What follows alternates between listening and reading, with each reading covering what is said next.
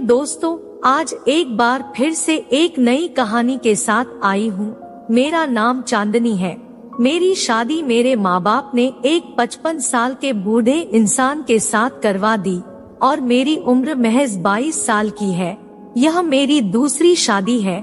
मेरी पहली शादी के कुछ दिन के बाद ही मेरे पति का देहांत हो गया था। सभी लोगों ने मेरे बाबा को यही कहा कि अभी तो इसकी पूरी जिंदगी पड़ी हुई है, इसलिए इसकी दूसरी शादी करवा दो।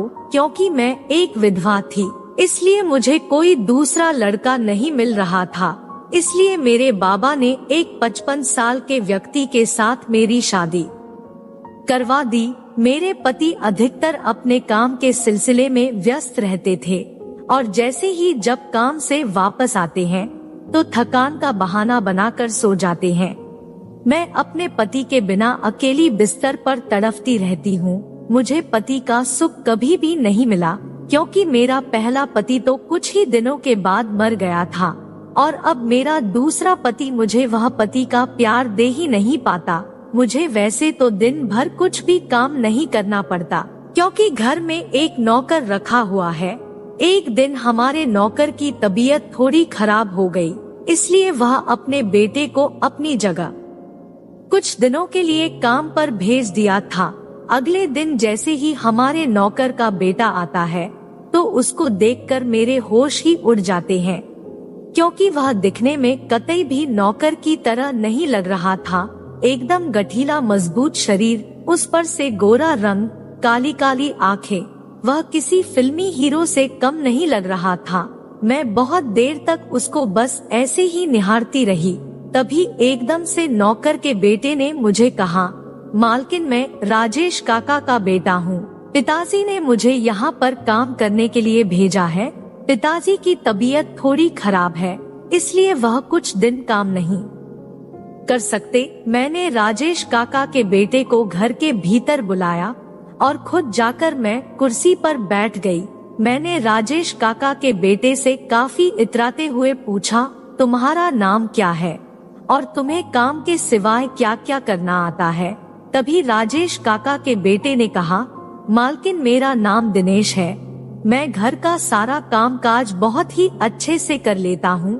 तभी मैंने दिनेश की तरफ शरारत भरी हंसते हुए कहा, अच्छा, घर का काम तो कर लेते हो, ठीक है, लेकिन तुम्हें यहाँ मालूम है ना, घर का काम करने से ज्यादा जरूरी अपने मालिक और मालकिन को खुश करना होता है। क्या तुम अपनी मालकिन को खुश कर पाओगे? तभी दिनेश ने हैरानी के साथ मुझसे कहा, मालकिन, मैं अपना काम पूरी ईमानदारी के साथ करूँगा और कोशिश करूँगा कि आप लोग मेरे काम से खुश रहे। फिर मैंने दिनेश को उसका काम समझा दिया। अपना काम पता चलने के बाद दिनेश फौरन ही अपने काम पर लग गया। मैं अधिकतर बैठी हुई दिनेश को बस ऐसे ही देखती रहती थी। एक दिन मेरे पति को काम के सिलसिले से शहर से बाहर जाना था, लेकिन मेरे पति इस बात से बहुत परेशान हो गए। जब मैंने उनसे उनकी परेशानी की वजह पूछी तो उन्होंने मुझसे कहा कि पहले जब भी मैं काम के सिलसिले में बाहर जाया करता था तो मैं राजेश काका को तुम्हारे पास छोड़ जाया करता था। मुझे किसी भी तरह की कोई फिक्र नहीं होती थी। राजेश काका का नाम सुनते ही मैंने अपने पति से कहा, अरे कोई बात नहीं, राजेश काका नहीं है तो दिनेश तो है ना। दिनेश रात को मेरे पास रह लेगा, आखिर वह भी तो हमारा नौकर है, वह मेरा ध्यान रख लेगा और उसके होते हुए आप फिक्र क्यों करते हैं? मैं अपना ख्याल अपने आप रख लूंगी। फिर मेरे पति दिनेश को उसका काम समझाकर और उसे हिदायत देकर कि वह मुझे कहीं पर भी ना जाने दो और मेरी सारी बातें माने, वह काम के लिए निकल गए। अपने पति के जाने के बाद मैं अपने रूम में आराम से लेट गई। मैं अपने बिस्तर पर लेटे लेटे तड़प रही थी। मुझे समझ नहीं आ रहा था कि मैं दिनेश को किस तरह से अपने दिल की बात बताऊं। मैं दिल ही दिल दिनेश को चाहने लगी थी। जब से मैंने दिनेश को देखा मेरे दिल और दिमाग में बस दिनेश का ही ख्याल आता रहता है।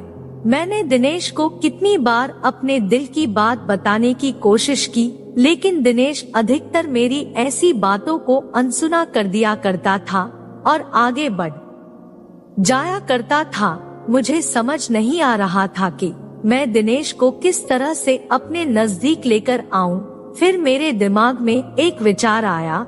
मैं फौरन अपने बिस्तर से उठी और रूम से बाहर निकलकर सीढ़ियों से उतरने लगी, क्योंकि मेरा रूम ऊपर है और दिनेश नीचे किचन में सोता है।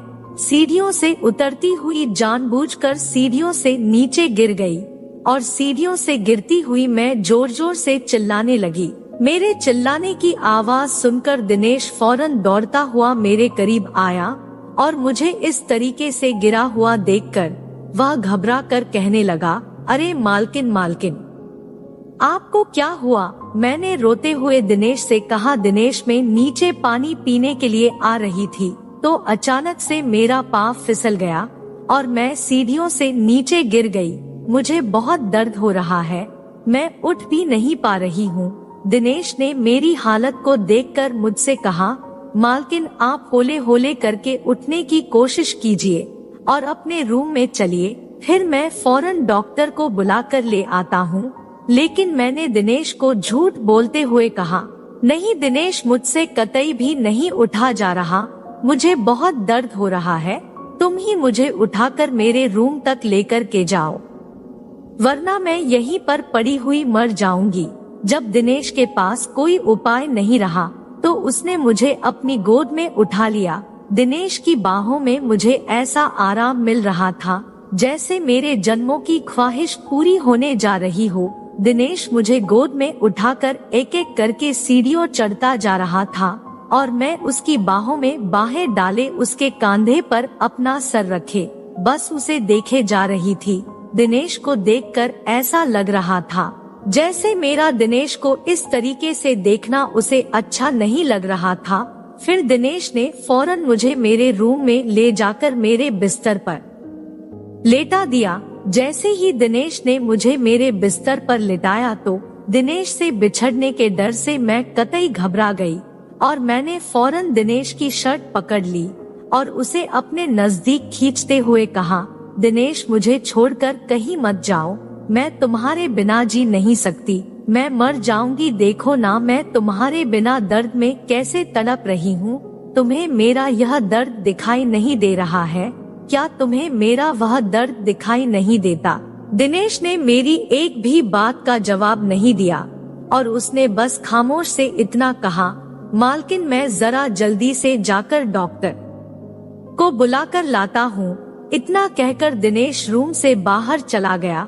तकरीबन 1.5 घंटे के बाद जब दिनेश घर में आया तो दिनेश के साथ एक डॉक्टर और साथ में एक लड़की भी थी। डॉक्टर ने मेरा पाँव देखा तो डॉक्टर ने कहा कि नहीं, ज्यादा कोई तकलीफ नहीं हुई है, बस कुछ दिन आराम करेंगी तो ठीक हो जाएगा और डॉक्टर ने मुझे दवाई दे दी। डॉक्टर के जाने के बाद दिनेश ने उस लड़की जो दिनेश के साथ आई थी उससे कहा, तुम मालकिन का अच्छी तरह से ख्याल रखना, यह चल फिर नहीं सकती, इन्हें किसी भी तरीके की दिक्कत नहीं होनी चाहिए, इन्हें सहारा देकर बाथरूम तक लेकर जाना और फिर इनका सारा काम करना।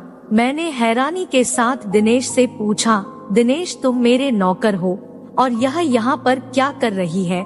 तभी दिनेश ने मुझसे कहा, मालकिन यह मेरी बीवी है, यहाँ पर मालिक तो है नहीं और ना ही इस घर में कोई औरत है जो आपकी देखभाल कर सके, इसलिए मैं अपनी बीवी को यहाँ पर ले आया हूँ ताकि वह आपकी देखभाल कर सके। फिर दिनेश ने अपनी बीवी को मेरे लिए गर्म पानी करने के लिए कहा। जब दिनेश की बीवी चली गई तो दिनेश ने मुझसे कहा, मालकिन हम लोग गरीब जरूर है लेकिन हम अपनी मान मर्यादा में रहना जानते हैं। मैं एक शादीशुदा हूँ और मैं अपनी बीवी के साथ कभी भी धोखा नहीं कर सकता। आप अमीर लोग हैं, आप लोगों में धोखा देने का रिवाज होगा, लेकिन हम गरीबों में यह रिवाज नहीं है। फिर दिनेश इतना कहकर वहाँ से चला गया और उसके बाद से दिनेश की बीवी ही मेरी देखभाल करने लगी। दिनेश घर के काम करता और दिनेश की बीवी मेरी देखभाल करती और इस तरह से मेरी मस्त वाला क्रिकेट खेलने की इच्छा सिर्फ इच्छा ही रह गई। तो दोस्तों, अगर वीडियो पसंद आई हो तो वीडियो को लाइक और चैनल को सब्सक्राइब करें। वीडियो देखने के लिए आपका बहुत बहुत धन्यवाद।